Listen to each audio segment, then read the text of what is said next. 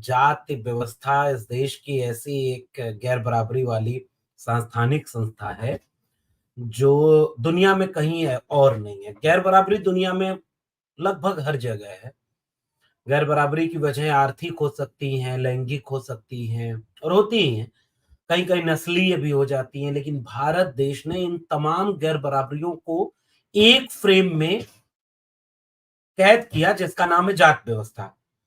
यानी जाति व्यवस्था लैंगिक विषमता, आर्थिक विषमता, क्षेत्रीय विषमता जैसे तमाम विषमताओं और गैर बराबरियों को जन्म तो देती ही है, लेकिन उन सबको सांस्थानिक करके बंटवारा करती है कि जन्म से ही कुछ लोग श्रेष्ठ हो जाएंगे और कुछ लोगों को इन तमाम अधिकारों से वंचित कर दिया जाएगा। ये बनाने वाले वही लोग थे जो जिन्होंने इस व्यवस्था में अपने को शीर्ष पर रखा, विशेषाधिकार संपन्न रखा। ये जाति व्यवस्था उन लोगों ने कतई नहीं बनाई जिनका स्थान इस जाति व्यवस्था में पैर से पैदा होने वाला है। ऐसा मिथकीय कथाएं कहती हैं। जिन्होंने खुद को शूद्र कहा, अतिशूद्र कहा, अंत्यज कहा, इन्होंने कम से कम जाति व्यवस्था नहीं बनाई होगी, लेकिन लागू हुई पूरे समाज पर और आज तक चली आ रही है। ये बेहद अमानवीय व्यवस्था है, गैर बराबरी को पैदा करती है, लेकिन इस व्यवस्था के खिलाफ विद्रोह का तेवर भी हजारों साल पुराना है। तथागत बुद्ध, महावीर जैन, आजीवक के मक्खलपुत्र गोशाल से शुरू अगर करें 2000 साल पहले से, उसके बाद शाक तमाम लोग, सिद्धनाथ जैन, फिर उसके बाद कबीर, रैदास, पलटू दादू, भीखा बुल्ले शाह, बाबा फरीद, गुरघासी दास, चोखा मेला, बसवन्ना, उससे आगे बढ़े तो संत गाडगे, उसके बाद फूले, पेरियार, अंबेडकर, डॉक्टर राम मनोहर लोहिया, हजारों साल से परंपरा चलते हुए जगदेव बाबू, रामस्वरूप वर्मा, ललई सिंह, उसके बाद मंडल आंदोलन, मनोहर कांशी राम और आज तक चला। और ये पूरी परंपरा आप देखेंगे एंटी कास्ट मूवमेंट की जो परंपरा है वो उन लोगों ने सांस्थानिक तौर पर खड़ी की जो इस जाति व्यवस्था के शिकार तबके से आते थे। एक तो ये बात है, मतलब व्हाइट्स और ब्लैक्स के बीच जो रेस का विभाजन था उसमें ब्लैक्स ने मूवमेंट किया। निश्चित तौर पर जो शोषित होगा, जो वंचित होगा, वही एकजुट होकर, संगठित होकर विरोध करेगा न्याय के लिए, समता के लिए। लेकिन अमेरिका के व्हाइट्स ने ब्लैक्स के मूवमेंट को यह कह के नहीं कहा कि ब्लैक्स मूवमेंट कर रहे हैं इसलिए रंग भेद बढ़ रहा है अमेरिका में। ये बार बार रंग पर बात क्यों करते हैं? इससे तो रंग भेद बढ़ जाएगा। ये आंदोलन क्यों कर रहे हैं? इनको चुपचाप देखना चाहिए कि हम तो एक थाली में खा रहे हैं। ऐसा नहीं है। महात्मा ज्योतिबा फुले ने अपनी गुलामगिरी उन लोगों को समर्पित की, गोरे लोगों को, जिन्होंने ब्लैक्स के मूवमेंट का समर्थन किया। और पिछले कुछ साल पहले हमने देखा कि व्हाइट पुलिस वाले ने जब ब्लैक्स के गर्दन पर पैर रख करके उसे मारने और टॉर्चर करने की बात की, जिससे वो व्यक्ति ब्लैक्स जो था मर गया, फिर से एक बहुत बड़ा आंदोलन अमेरिका में खड़ा हुआ, तो व्हाइट्स ने घुटने पर बैठकर माफी मांगी कि हमने भले ही रंग भेद न किया हो, लेकिन हजारों साल, सैकड़ों साल पहले हमारे पुरखों ने ब्लैक्स के साथ रंग भेद किया, इसलिए हम व्हाइट्स अपने ब्लैक्स के खिलाफ किए गए अपने पुरखों के गुनाह की माफी मांगते हैं। अब भारत पर बात करें। भारत में भी एंटी कास्ट मूवमेंट में कुछ कुछ मौके कभी कभी ऐसे आए बाद के दिनों में, जो शूद्र, अतिशूद्र, अंत्यज, इन तमाम खेमे से जो नहीं आते थे, जो सो कॉल्ड सवर्ण थे, उनके बीच से भी अगर कोई प्रोग्रेसिव, प्रगतिशील दृष्टिकोण वाला एंटी कास्ट मूवमेंट का थोड़ा भी सहयोगी निकला, तो हमारे देश के सवर्णों ने उसे अपना नायक कबूल नहीं किया।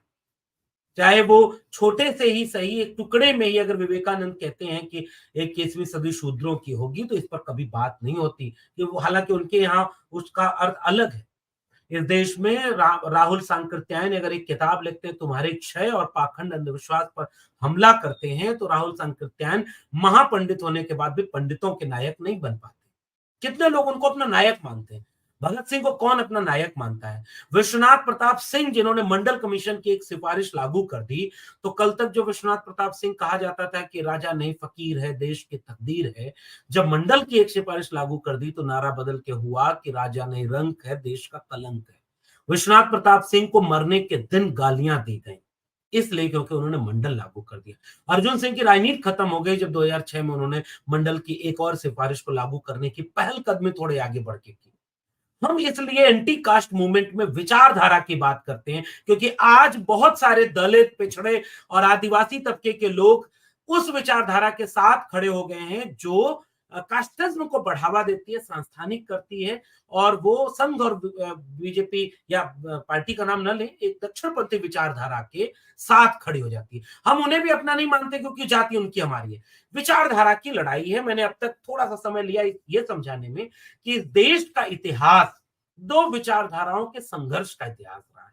एक विचारधारा वर्चस्व को कायम रखती है, वो चाहती है जाति व्यवस्था बनी रहे, जाति वर्चस्व बना रहे, मुट्ठी भर लोगों के हाथ में सब कुछ का नियंत्रण बना रहे, संपत्ति का कब्जा बना रहे। 2024 तक भी वो चला रहा है। 1% लोगों के पास, ऑक्सफैम रिपोर्ट कहती है 40.5% संपत्ति का कब्जा है। तो हम कहते हैं जाति जनगणना करा लो कि 1% कौन है ताकि पता चल जाए। दूसरी विचारधारा वो है जो समता, न्याय, बंधुता, बराबरी की बात करती है और तथागत बुद्ध से लेकर के आज तक वो विचार का संघर्ष चल रहा है। वो कहते हैं सामाजिक न्याय की विचारधारा। अब देखिए दो दो विचारधारा का संघर्ष है।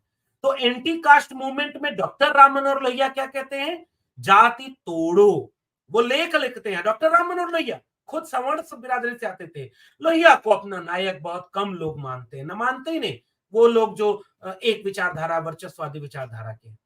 तो लोहिया ने लेख लिखा कि रोटी बेटी का संबंध अगर नहीं बनेगा तो जाति नहीं टूटेगी, जाति तोड़ो। डॉक्टर बाबा साहब भीमराव अंबेडकर ने एनिहिलेशन ऑफ कास्ट, जो उनकी सबसे शानदार राइटिंग है, उसके आखिर में जब कुछ सुझाव देते हैं कि जाति खत्म कैसे होगी, कमजोर कैसे होगी, तो वो अंतरजाति विवाह से होगी।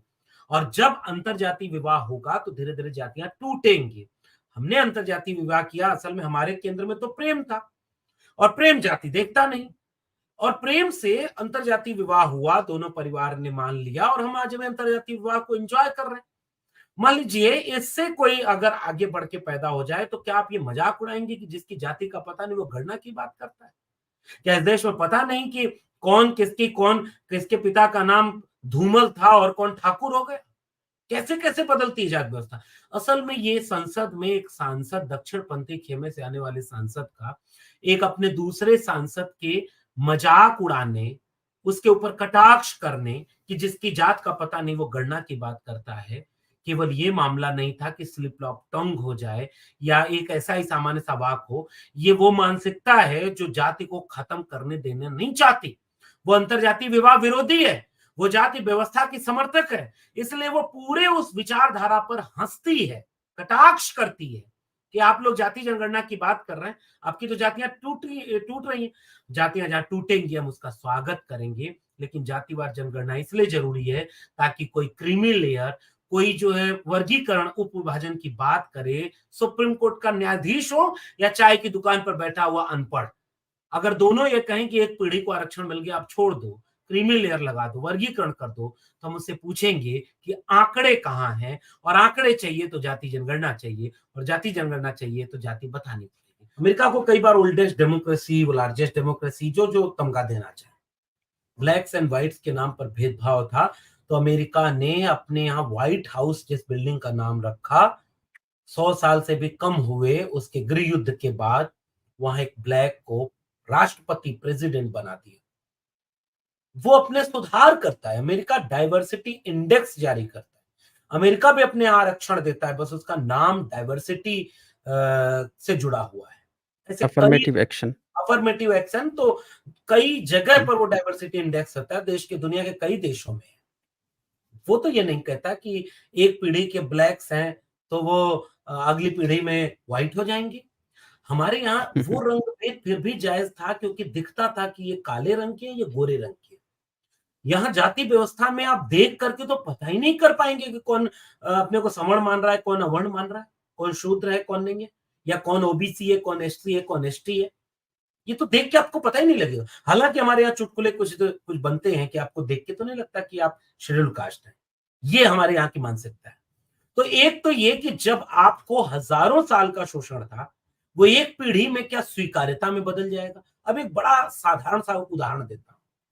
मैं यूनिवर्सिटी टॉप किया और मैं इसको बहुत तार्किक रूप से समझने के लिए ये बात कह रहा हूँ कि वो प्रोफेसर ने कहा कि अहीरों के बच्चे गाय भैंस चराना छोड़ करके यूनिवर्सिटी टॉप करने लगे तो हमारे बच्चे कहाँ जाएंगे।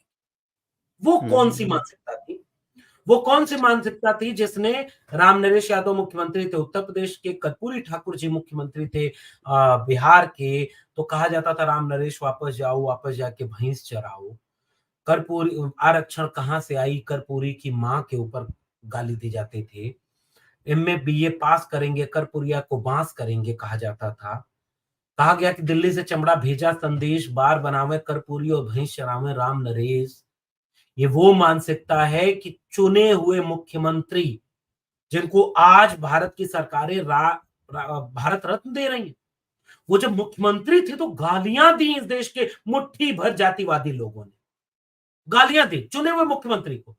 उनकी जाति खत्म होगी क्या? स्वीकार्यता कर ली क्या? क्यों राम नरेश वापस जाओ भैंस चराओ?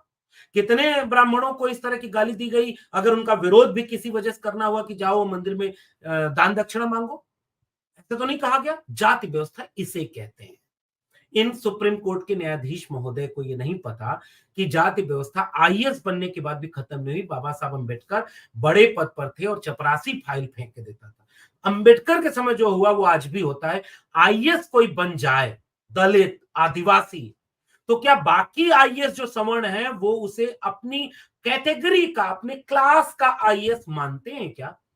क्या अपनी रोटी बेटी का संबंध उससे करेंगे क्या? रोटी का तो फिर भी कर लेंगे, बेटी का संबंध करेंगे क्या? दो जगह जाति व्यवस्था तो रूढ़ हो गई है ना रोटी बेटी में। तो जाति व्यवस्था क्या एक पद पा लेने से सामाजिक वंचना के शिकार होने वाले उस धारणा को बदलने में कामयाब हो जाती है क्या? जज साहब बताएं। और मैं इसीलिए कहा कि जज साहब वो तर्क दे रहे हैं जो कल तक चट्टी चौराहे पर कुछ अनपढ़ जातिवादी देते थे। जज साहब तो पढ़े लिखे हैं, पता नहीं उनके पिता जज रहे कि नहीं रहे, वो 100 परिवारों में से वो आते हैं कि नहीं जिनका पूरी जुडिशरी पर लगभग 99% कब्जा है। वो लोग कई पीढ़ी से पीढ़ी दर पीढ़ी जज बने आ रहे हैं, पीढ़ी दर पीढ़ी प्रोफेसर बने आ रहे हैं इस देश में लोग, पीढ़ी दर पीढ़ी जो है फिल्म में आ रहे हैं, बिजनेस व्यापार में आ रहे हैं, पीढ़ी दर पीढ़ी वहां आरक्षण चल रहा है। और एक पीढ़ी में अगर एससी एसटी ओबीसी को आरक्षण मिल गया तो ओबीसी में तो फिर भी क्रीमी लेयर है, फिर भी ओबीसी में अनटचेबिलिटी को उस तरह से नहीं वो देखा गया है, वहां सोशल डिस्क्रिमिनेशन और एजुकेशनल बैकवर्डनेस को आधार बनाया गया। तो क्या एक पीढ़ी में आने से सामाजिक वंचना खत्म होगी क्या जज साहब? मिलॉर्ड अगर ये बता दें तो ये बात सुनने में देखिए अच्छी लगती है कि आरक्षण जिनको मिल गया, जो आईएएस बन गया, उसको छोड़ देना चाहिए ताकि जो गरीब कमजोर मैला ढोने वाला है उसको मौका मिले। ये सुनने में अच्छा लगता है। इस देश में आज तक जाति व्यवस्था इतनी रूढ़ हो गई है ना कि राष्ट्रपति बन गए आदरणीय रामनाथ कोविंद जी, महामहिम थे। राजस्थान, उड़ीसा, मंदिर मंदिर में घुसने नहीं दिया, इतना गूगल कर लीजिए बस। तो ये जात व्यवस्था, इसलिए मैं सुप्रीम कोर्ट के मिलॉट पर कहूंगा कि इसका कोई टूल आपके पास नहीं है कि एक पीढ़ी का, हजारों पीढ़ियों का, सैकड़ों पीढ़ियों का जो सामाजिक वंचना का दंश था वो एक पीढ़ी में खत्म हो जाएगा। ये अतार्किक बात है, कुतार्किक बात है। आरक्षण को इस गरीबी उन्मूलन कार्यक्रम नहीं है कि एक पीढ़ी के बाद वो अमीर हो गया तो उसके बच्चे को सब कुछ अच्छा मिलने लगा तो उसको आरक्षण छोड़ देना चाहिए।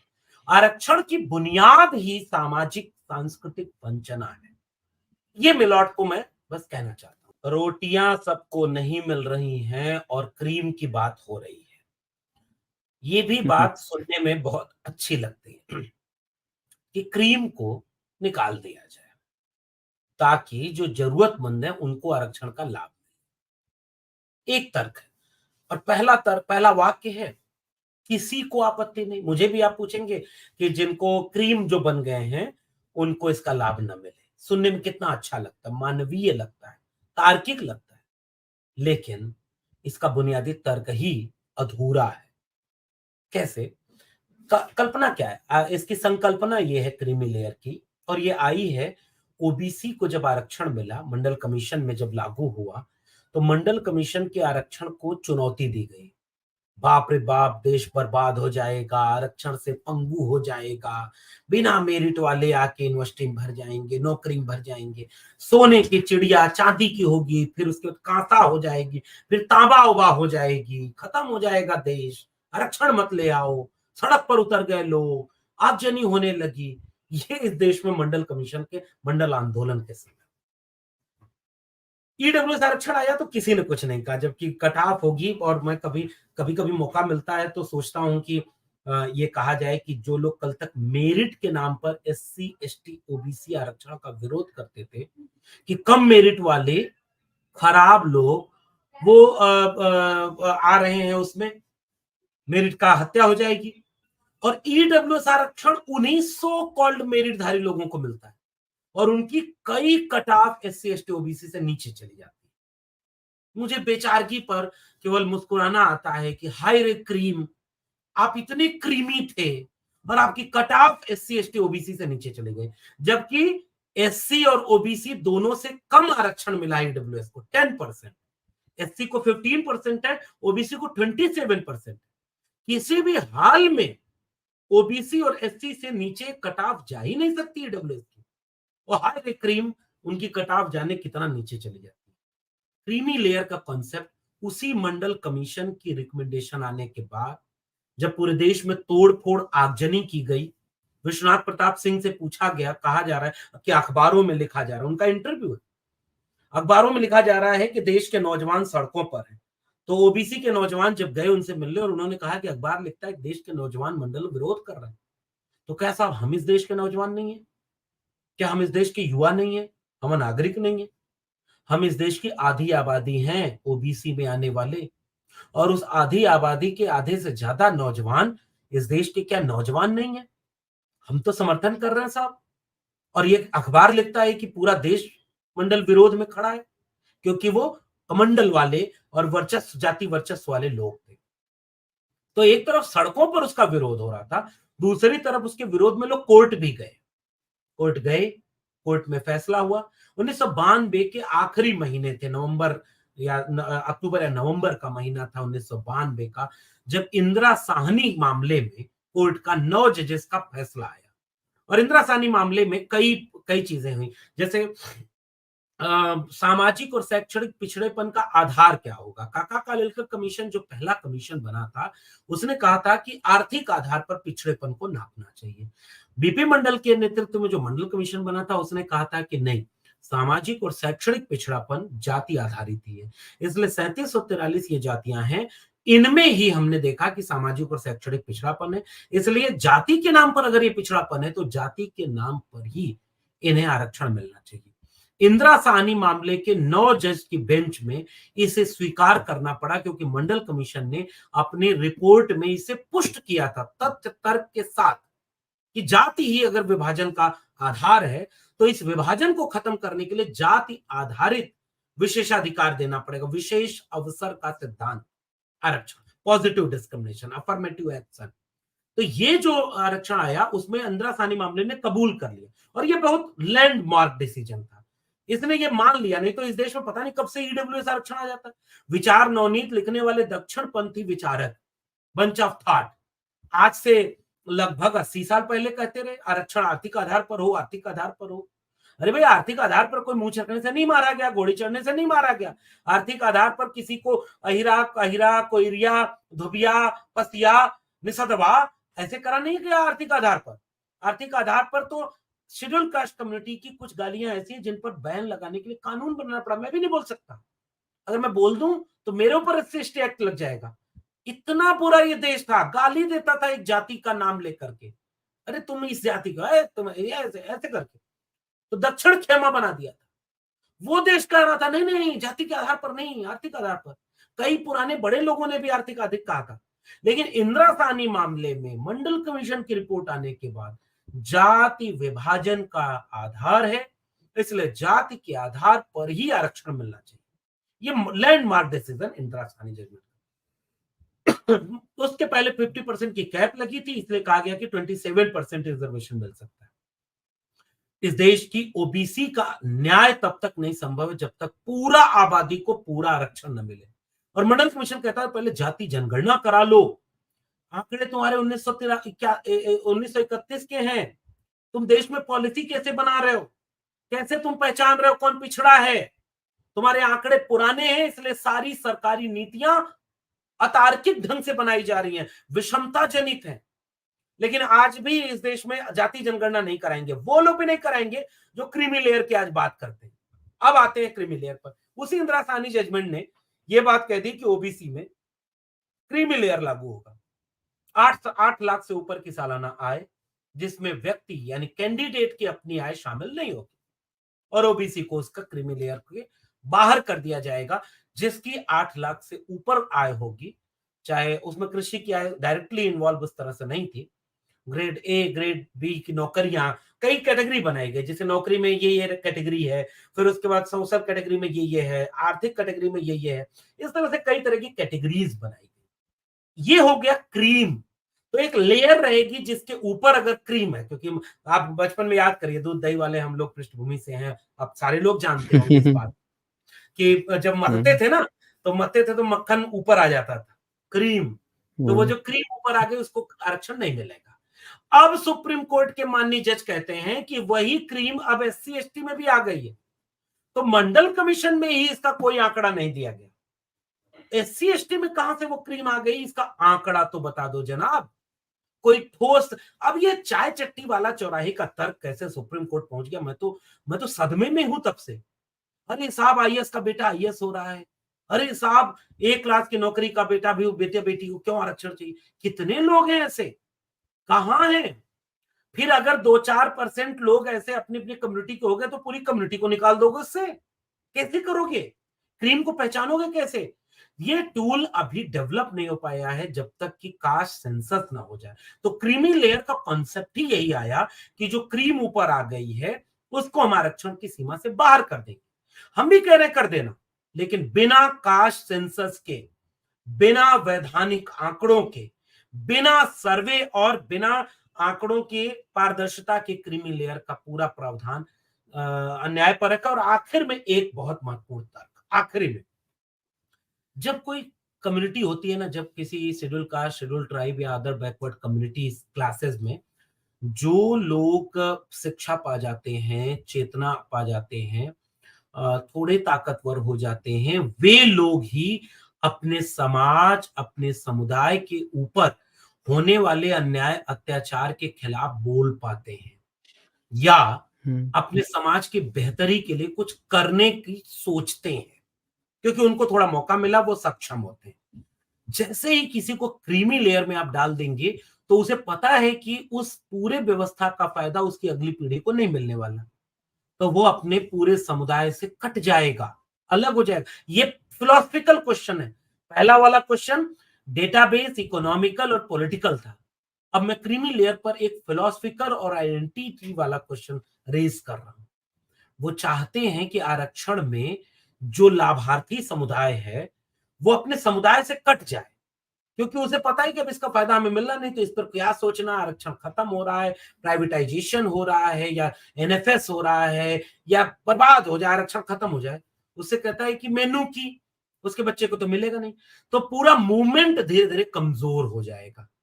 ये और वो बड़ी सक्षम लोग, और और वो वो सक्षम लोग, सक्षम लोग हैं। हाँ, वही तो जो फाइट मूवमेंट कर। खड़ा, वही तो समाज को हुँ, बदलने की कोशिश करते हैं, वही वही थोड़ा अपना संसाधन लगाएंगे, वही पे बैक टू सोसाइटी करेंगे, वही चैनलाइज करेंगे, वही ताकतवर लोग अपने समाज को जागरूक करेंगे। उन ताकतवर लोगों को हुँ, समाज से काट दो, पूरा समाज फिर मुर्दा बन जाएगा, क्योंकि वो तो कमजोर है, वो हैंड टू माउथ है। तो ये एक बहुत बड़ा फिलोसफिकल क्वेश्चन क्रिमिनल, क्योंकि इस देश में जो अनरिजर्व कैटेगरी है, यू आर अनरिजर्व, वो तो हुँ, हुँ। अनरिजर्व की बजाय रिजर्व फॉर सवर्न हो गई। और जहां हाँ खासकर जी। इंटर में होता है, जहां रिटर्न एग्जाम में, वहां तो थोड़ा बहुत हो जाता है। तो जिसकी मेरिट अच्छी है वो तो यूआर में क्वालिफाई कर जाएगा, वो तो हुँ, यूआर में ही जाता है, वो तो रिजर्वेशन लेता ही नहीं। अच्छा, अब एक बात बताइए, ईडब्ल्यूएस रिजर्वेशन में भी 8 लाख की क्रीमी लेयर की लिमिट है, और ओबीसी में हुँ, भी 8 लाख की है। लेकिन ओबीसी में सब बराबर की क्रीमी लेयर रखने का फायदा ये हुआ कि केवल एक क्रीमी लेयर वाला ओबीसी आज की तारीख में इस देश में ऐसा है जिसको आरक्षण नहीं मिलता, वो ईडब्ल्यूएस में नहीं जा सकता। 3 बनाम 2 के जजमेंट से जब ईडब्ल्यूएस पर सुनवाई हुई, तो 2 जजेस ने कहा हम्म, कि भैया ईडब्ल्यूएस में भी तो एससी, एसटी, ओबीसी को रखो। तो गरीब हम्म, सवर्ण अगर है, गरीब आदिवासी, गरीब दलित, गरीब वो, उसको भी ईडब्ल्यूएस में मौका दो। लेकिन ईडब्ल्यूएस को हम्म, केवल सवर्णों के लिए रिजर्व किया गया। तो इसलिए क्रीमी लेयर और आर्थिक आधार, मैं फिर से कह रहा हूं, आरक्षण हम्म, गरीबी उन्मूलन कार्यक्रम है ही नहीं। इसलिए है पहला ही नहीं। आधार ये है कि आप आर्थिक कसौटियों को आरक्षण से मत जोड़िए। और दूसरा, अगर आप जोड़ना चाहते हैं तो आपका तर्क ही अधूरा है, क्योंकि आप ईडब्ल्यूएस बनाए हुए हैं जो केवल सवर्ण के लिए। क्या इस देश का कोई भी संस्थान आज ऐसा आप बता सकते हैं कि जिसमें आबादी के अनुपात में एससी, एसटी, ओबीसी को भागीदारी मिली? कोई भी संस्थान। जब अभी तक आबादी के अनुपात में भागीदारी ही नहीं मिली, ओबीसी के प्रोफेसर 4% है पूरे देश के सेंट्रल यूनिवर्सिटीज में। 88% अरबपति एक ही जाति के, आपने आंकड़ा दिखा दिया। हम्म, हम्म, हम्म, आप स्वयं की रिपोर्ट कहती है कि 5 से 7% संपत्ति पर 90% आबादी निर्भर है। क्या इस देश को नहीं जानने का हक है कि वो 1% आबादी कौन है जो हम्म, 40% संपत्ति पर कब्जा किए हुए? वो असली क्रीम क्यों नहीं पहचान में आ रहा? इसलिए जाति जनगणना सब कुछ का पहला स्टेप बननी चाहिए। आपको वर्गीकरण करना है, शौक से करिए। ओबीसी में वर्गीकरण, एससी में वर्गीकरण, एसटी में वर्गीकरण। एससी के वर्गीकरण का अभी आएंगे आप सवाल पर, लेकिन मैं चूंकि जिक्र आ गया तो एक लाइन बोल ही दूं। तेलंगाना से लेकर के पंजाब का मामला है कि वो शेड्यूल कास्ट के आरक्षण में वर्गीकरण करके अपने यहाँ 2 भाग में शेड्यूल कास्ट के आरक्षण को बांट रहा था। और चिलैया जजमेंट हो या पंजाब सरकार बनाम देवेंद्र सिंह जजमेंट हो 2004-2006, उसने कहा कि आप नहीं बांट सकते एससी एसटी को रिजर्वेशन को, क्योंकि वो एक ऐसी पहचान है जो पहचान पर हमला हो जाएगा अगर आप उन्हें बांटेंगे तो। इस जजमेंट ने कह दिया कि आप बांट दो। किस आधार पर बांटोगे? बिना आंकड़े के। इसलिए बार बार मैं कह रहा हूं कि ये सारी बातचीत तब होनी चाहिए जब जाति जनगणना हो। सारे बार बार मैं बहुत दोहराऊंगा, हर दूसरे वाक्य में मेरे कोट कर लीजिए, जाति जनगणना। वर्गीकरण करना है तो जाति जनगणना, क्रीमी लेयर बनाना है तो जाति जनगणना, किसी जाति ने ज्यादा हक ले लिया तो बताओ जाति जनगणना, कहां, कितना, कब लिया, कितने परसेंट लिया, आबादी कितने। बिहार ने जब जाति जनगणना कराई तो 1% भी उसका जवाब मिला क्या? जो आज ये उछल रहे हैं, अरे देखो ये वर्गीकरण का विरोध कर नहीं कर रहे ताऊ। तुम बांट करके रोस्टर जब बनेगा, नौकरी का रोस्टर बनेगा, तो आदिवासी को 7वां, 14वां, 13वां पोस्ट था, 14वां 13 पॉइंट रोस्टर बनाया था इन्हीं लोगों ने, ऐसे ही कोर्ट ले आया था। हम्म, हम्म, SC ST atrocity prevention act से छेड़खानी ऐसे ही कोर्ट किया था। 2 अप्रैल का भारत बंद हुआ, अध्यादेश ला के बदलना पड़ा। इसी सरकार और इसी मानसिकता के लोगों ने कोर्ट में बैठ करके 13 पॉइंट रोस्टर को पास कर दिया था। 14वां नंबर आदिवासी का होता था, आदिवासी आएगा ही नहीं रोस्टर में। अब फिर से तुम अगर कैटेगराइज कर दोगे तो आदिवासी की लास्ट वाली कैटेगरी का नंबर ही नहीं आएगा, उसकी सीट खाली होगी और तुम या तो एनएफएस करोगे, और एनएफएस का करोगे वहां कोई पहुंचेगा ही नहीं, तो तुम उसको सवर्ण से भर दोगे। असली खेल यहां है। देखिए, नौकरी जो 3rd ग्रेड 4th ग्रेड की नौकरियां होती हैं, हो सकता है वर्गीकरण से कुछ लोग वहां दिखने लगे, कुछ वो जातियां दिखने लगी जो कहीं नहीं दिख रही थी। फिर कल को यही सब चुटकुला बनाएंगे, देखिएगा जो आज उछल रहे हैं, अरे देखो उसकी कटाव हम्म, कितनी नीचे चली गई, ईबीसी की या महादलित की कितने नीचे चली गई कटाव। यही सब चुटकुला बनाएंगे जो आज उकसा रहे हैं, अरे देखो वर्गीकरण का विरोध कौन कर रहा है, लक्ष्मण यादव कर रहा है। देखो चच्चा, वर्गीकरण का विरोध कोई नहीं कर रहा, क्रीमी लेयर का विरोध कोई नहीं कर रहा। बिना आंकड़े के ये जो तुम चट्टी चौराहे वाला तर्क लेकर सुप्रीम कोर्ट पहुंच गए, हम इसको विरोध कर रहे हैं कि आंकड़े बता दो, कितने लोग कहां, कैसे, कब, प्रतिशत बताओ, डेटा बताओ। बिना डेटा के तुम्हारे मन के जातिवादी तर्क से अब देश की नीतियां बनेंगी क्या? तुम कह रहे हो एक पीढ़ी में ले लिया, दूसरी पीढ़ी को छोड़ देना चाहिए, हवा हवाई, बिना मतलब का। तुम पीढ़ी दर पीढ़ी एक ही सिस्टम में बैठे हो, प्रोफेसर का बेटा प्रोफेसर, पोता प्रोफेसर, नाती प्रोफेसर, साला साली प्रोफेसर, भाई बहन प्रोफेसर। बताओ दिल्ली यूनिवर्सिटी से लेके कहां तक मैं आंकड़े गिना दूं? ये कल्चरल कैपिटल का फायदा तुमने उठाया। पहली बार व्यवस्थित ढंग से एससी एसटी ओबीसी अभी आना शुरू हुआ है, और इतना दर्द हो रहा है। हम्म, तो ये क्रीमी लेयर हो, वर्गीकरण हो, या ये आंकड़े। मैंने सबका जवाब आपके साथ एक कंबाइंड दे दिया। माफ कीजिएगा, हुँ, वक्त हुँ। ज्यादा लिया। 14 साल प्रोफेसर रहा हूं तो एक एक घंटा पढ़ाने का अनुभव है, इसलिए सवाल का हुँ, जवाब हुँ। सोचता हूं थोड़ा विस्तार में दे दूं। लेकिन तर्क मेरा हुँ, यही है, बिना आंकड़ों के, बिना जाति जनगणना के इस तरह की बात करना एससी एसटी ओबीसी की आइडेंटिटी के ऊपर हमला करना है। ये वाक्य मेरा रख लीजिए जी। कोई भी बात अगर आप कहते हैं, देश चला रहे हैं, देश के लिए पॉलिसी बना रहे हैं, पॉलिसी बनाने के लिए आप आइडेंटिफिकेशन करते हैं, जहां सड़क नहीं बनी है पहचान करते हो, तभी ना वहां सड़क बनाने का नक्शा पास करते हो, बजट पास करते हो। तो पहले सर्वे तो करोगे कि कहां सड़क की जरूरत है, कहां पुल की जरूरत है। ऐसे ही पुल पास कर दोगे, है बहुत 100 पुल बना दो अपने इलाके में, पता चला वहां नदी ही नहीं है। ऐसे तो नहीं देश चलता ना। देश चलता है आंकड़ों से, देश चलता है नीतियां बनाने से, और नीतियां बनती हैं आंकड़ों से। तो जब तक आंकड़े नहीं, तब तक इस तरह की चीजें बेमानी है। इसलिए जाति जनगणना आज की तारीख में देश की सबसे बड़ी जरूरत है। वो बताएगी कि क्रीमी होगा, वो बताएगी कि वर्गीकरण होगा, वो बताएगी कि आखिरी व्यक्ति तक कैसे इसका लाभ पहुंचाया जाए। इससे पहले अगर ये बात हो रही है तो निश्चित तौर पर यह आरक्षण विरोधी बात है। ये वही राजनीति है जो राजनीति अपने पूरे समुदाय में से जो ताकतवर समूह बना, जो लाठी लेके लड़ाई भी करता है, एनएफएस के खिलाफ बोलता है, रोस्टर का आंदोलन करता है, एट्रोसिटी प्रिवेंशन एक्ट पर समाज को जागरूक करता है। क्योंकि हम और आप जिस समय बात कर रहे हैं, बौद्धिक तबका करता क्या है? विमर्श सेट करता है। बौद्धिक हुँ, तबका नैरेटिव बनाता है, चीजों को लिखता है, पढ़ता है, समझता है, बोलता है। गांव में गरीब, कमजोर, मजलूम, जिस समय हम लोग आप वो लोग बात कर रहे हैं या कोई किताब पढ़ रहे होते हैं, कोई लेख पढ़ रहे होते हैं, सोच रहे होते हैं कि ये पॉलिसी कैसे बनी, इसका असर मेरे समाज पर क्या होगा, मेरे देश पर क्या होगा। जिस समय हम ये सोच रहे होते हैं, उस समय कोई रिक्शा चला रहा होता है, कोई ठेला चला रहा होता है, कोई मजदूरी कर रहा होता है, कोई महिला खेत में काम कर रही होती है, बर्तन चौका करने को मजबूर होती है, तो फैक्ट्री में मजदूरी कर रहा होता है। वो एक बहुत बड़ा समुदाय उस अवसर से वंचित है, जो अवसर उस समुदाय के थोड़े से लोगों को मिला होता है, जिनके हाथ में कलम किताब होती है, चेतना होती है, समझदारी होती है, और पे बैक टू सोसाइटी का कॉन्सेप्ट होता है।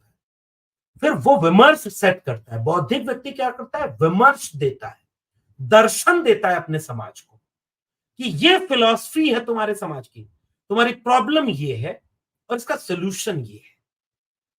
जब प्रॉब्लम और सॉल्यूशन को लेकर कोई अपनी सोसाइटी में जाता है, कोई अच्छा किताब लिखता है, कोई अच्छा लेख लिखता है, कोई अच्छी स्पीच देता है, एक छोटी सी वीडियो बनाता है, तो वो तबका नैरेटिव सेट करता है।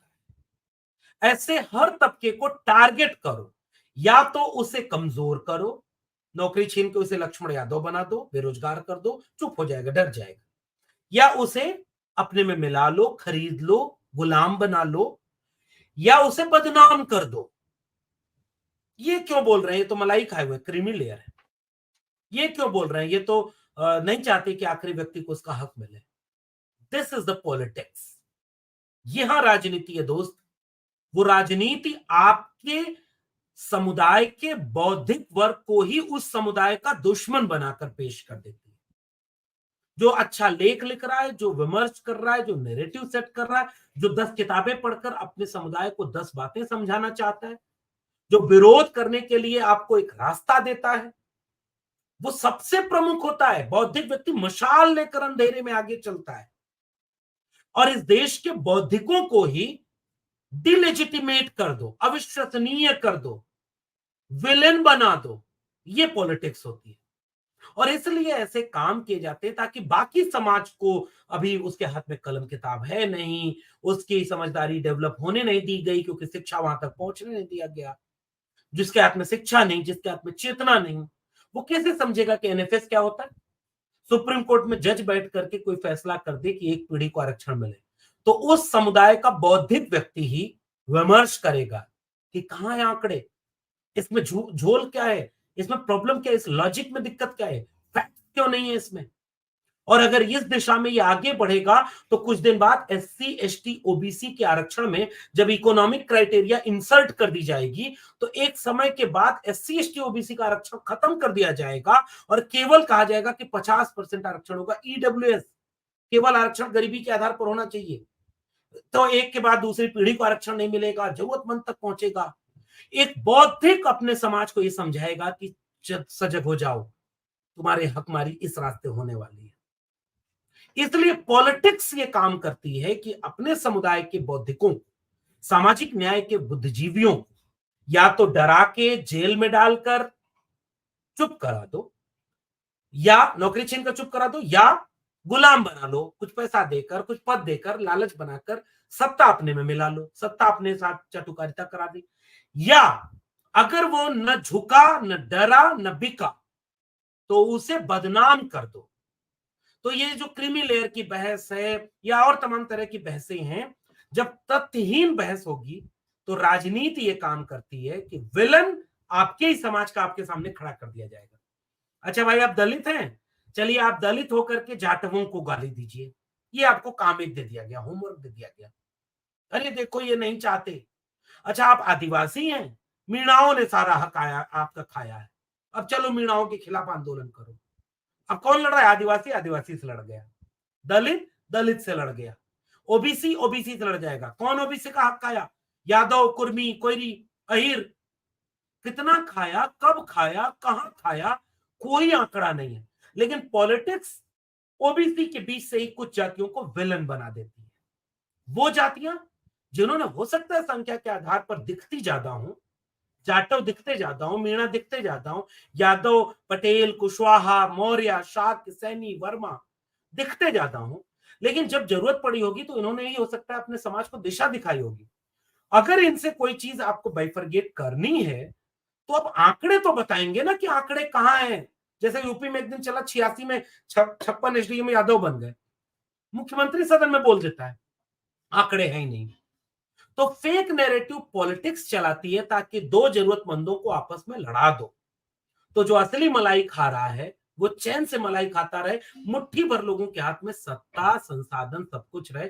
जरूरतमंदों को आपस में लड़ा दो। दलित दलित से लड़ रहा है, आदिवासी आदिवासी से लड़ रहा है, ओबीसी ओबीसी से लड़ रहा है, फिर उनको बांट दो, फिर और छोटा छोटा टुकड़ा कर दो, फिर वो टुकड़े आपस में लड़ते रहेंगे और मलाई, क्रीम कोई और बैठकर खाता रहेगा, पीढ़ी दर पीढ़ी, जनरेशन दर जनरेशन।